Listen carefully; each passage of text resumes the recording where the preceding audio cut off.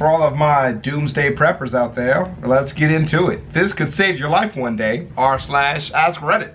So what is some information you have that could just save somebody's life? Let's do it, just in case you might ever need it. I feel like this might again be a useless pile of information, but I'm tired. I'm down to watch it, so let's do it. Knowledge might save your life one day. I remember reading in a Reddit post similar to this, that if you can't do a pull-up, you probably won't have the strength to pull yourself up off a ledge, and that has stuck with me ever since. In theory, it's very true. Yeah. But I would guess most people could, if some serious adrenaline is involved. Have you seen most people? I was about to say, what do you mean most people? Most people can't do 10 push-ups. Damn sure most people can't do a real pull-up if you hanging off a ledge with uneven handling or whatever. Hell no. The instinct of wolves will only cause them to attack/hunt you if they can intimidate you into fleeing from them. Oh, that's standing your ground against a wolf pack will be terrifying, but will eventually cause them to bugger off. Most likely, yeah. Tigers as well. Don't turn your eyes away from a tiger.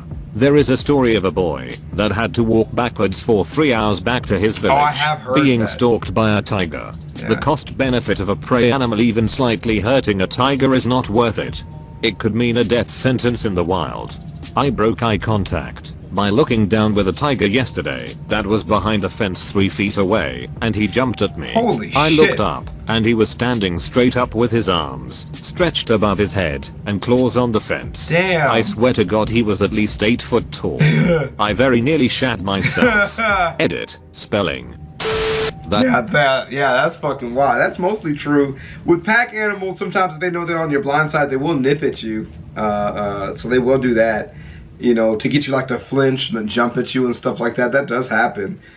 So, you know, you've seen like the, you know, hungry, desperate beasts, like, but like a wolf pack specifically, it's already pretty desperate if it's approaching humans. They don't even normally fuck with people. That water you're about to dive into might not be as deep as you think. Oh, God. Always just step in and swim down to check for depth. Then jump. Always do this. My dad told me a story about a group of guys he knew from school. After graduation, they all went up to someone's lake house, and one guy decided to dive off the dock as soon as they got there. The water was shallow that year, and when he dove in, he broke his neck and died on impact. He died. Oh my God. That's a scary ass piece of information. If someone, my dad is from Trinidad, so like he already knows all that kind of stuff. So I kind of just learned all that kind of stuff from him. So I don't think of that as the type of knowledge to tell people. And I think that's one of the major issues with a lot of shit that I know. Is I just don't, sometimes I don't realize the stuff you have to say to people out loud. You know what I'm saying? Oh, thank you, love. Oh my God, thank you. Did you like the mushrooms and stuff I made? Yes. I dressed them both differently. I made some burgers. My wife put together the sandwiches. Okay, so on the bottom is ketchup and mustard, romaine lettuce, mayo, burger, onion. Okay. Very simple. Are these the raw onions or the cooked onions? Raw onion. Ah, okay. What's this one then? So that one has cheese that's Ooh. melted on it, Ooh. burger sauce, the mushroom onion mix, tomato. Wow. And then some nice little greens on the side? Yep. That should look fire flame. Thank you, my love. I told you make the best, bro. I told y'all she make the best burger, bro. Y'all don't even know. And whatever you do, don't let them take you to another location. You ain't taking me to no secondary location. Street smarts. If the tide suddenly goes out unexpectedly, run like you stole it for higher ground. I read about a 10-year-old English girl who had just learned this before going on vacation with her family to Thailand. Oh, then the big tsunami tsunami that killed a few 100,000 came. She saw the water retreat and the other tourists walk out on the exposed seafloor. She freaked out and convinced everybody to run for higher ground. A lot of people were saved by a little girl who had paid attention in school. They later brought a lot of flowers to the teacher. Imagine how terrifying that must be, knowing that a huge unstoppable wave is traveling hundreds of kilometers per hour to your location. And most people don't listen to you. Yeah, leave Just them. thinking you're a stupid kid who doesn't know any better. Yeah, leave them. Fuck them. Hey, hey, my mom already told me, bro, you can't save everybody. You can't. You can't help everybody. You can't save everybody. You know, there's a lot of you need for rapport with people, man. There's a lot. That's a lot you need for people to trust you. And sometimes you ain't got time for that. Like, if you really think about how tight life is, bro, it's on a tight schedule. You gotta go when it's time to go. You ain't got time to explain shit to people. That's why they always make that joke when black people see other people running, they just run. You know what I'm saying? Because you need a lot of rapport to get a lot of people to do a lot of things. But saving my life is not one of them. I ain't gonna argue about saving, because if I leave and come back and everything's fine, then I'm still fine. That's good to know. But you only get one chance sometimes to get it right. If you are ever bitten by a bat, raccoon, fox, or skunk, go directly to the hospital. There is no cure for rabies once it is fully onset. Out of all history, only 5 people survived rabies. Meredith Palmer being one of the 5. If you're ever charged by a...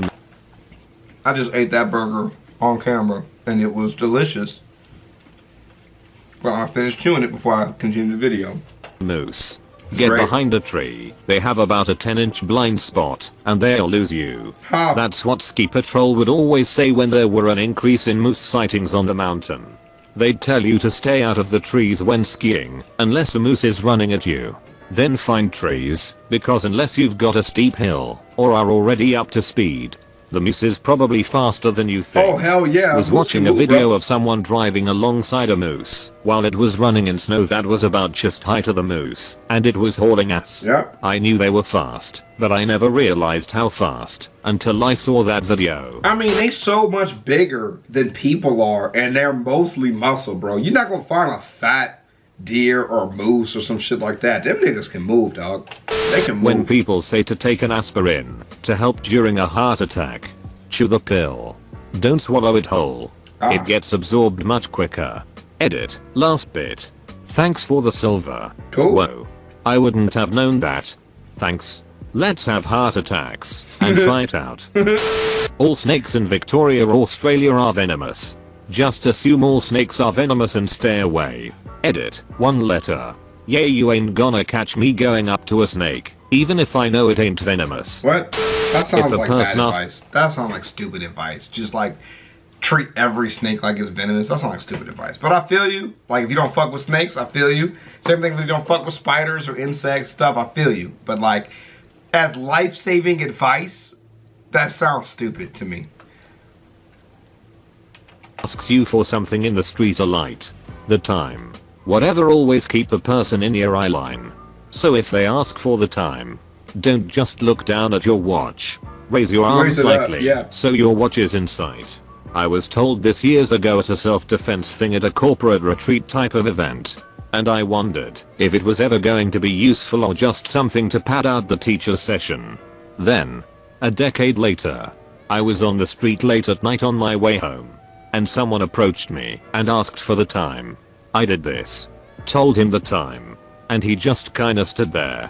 Then he started asking some weird, clearly improvised, question about how he was looking for his friend's house, and he was sure it was on that street, and he had a yellow car similar to the one behind me.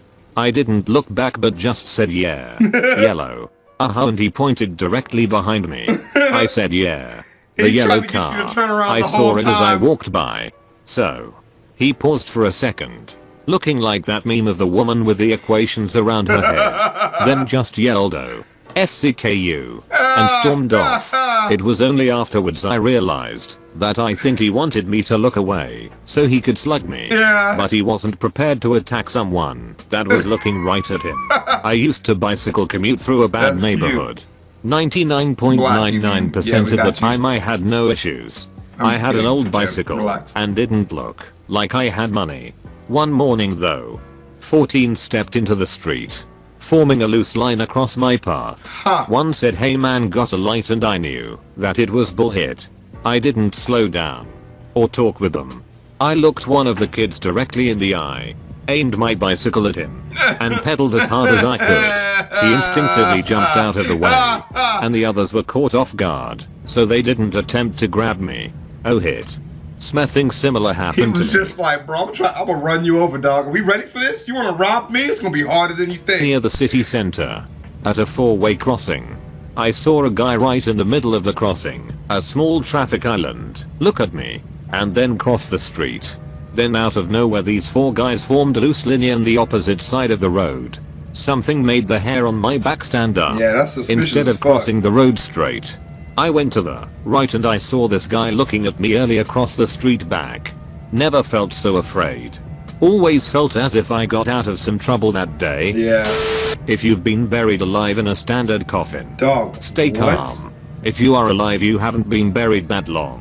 Also the dirt above you hasn't set yet.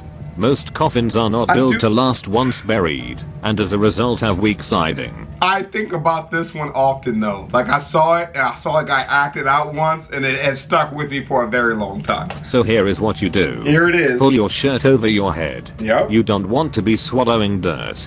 Position yourself so you are as sideways in the coffin as possible with hands and feet pushing on the long sides. Push.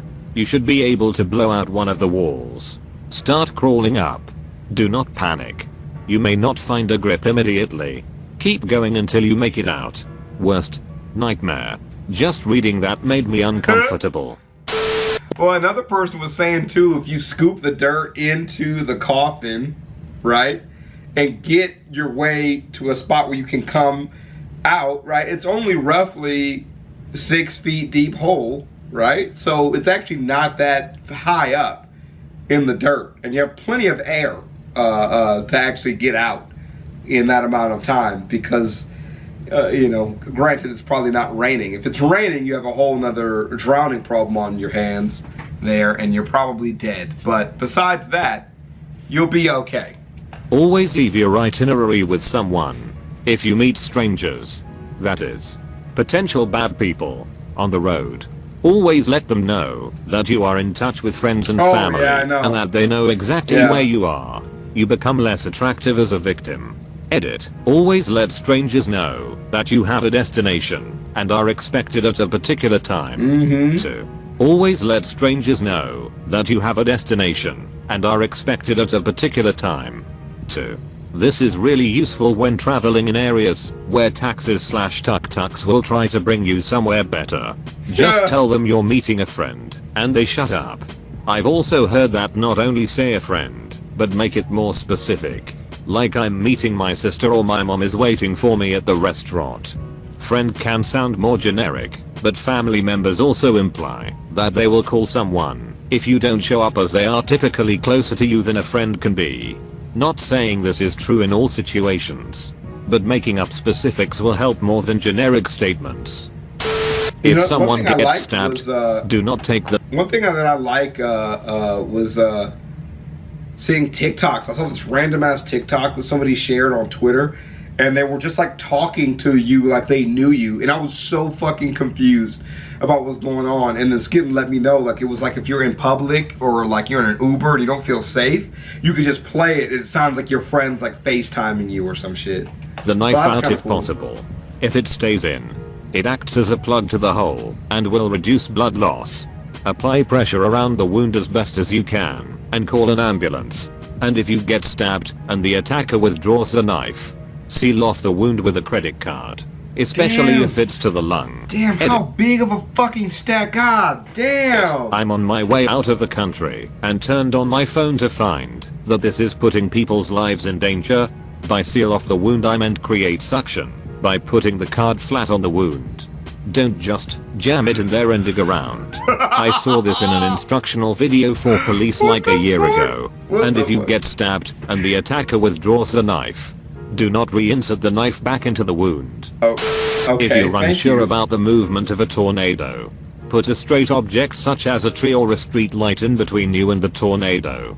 It'll make it way easier to see which way the tornado is moving. That's pretty cool. If the tornado appears to not be moving, that means it's coming right dog. at you. That means it's coming for you, baby. Usually the only reference you will have is the width.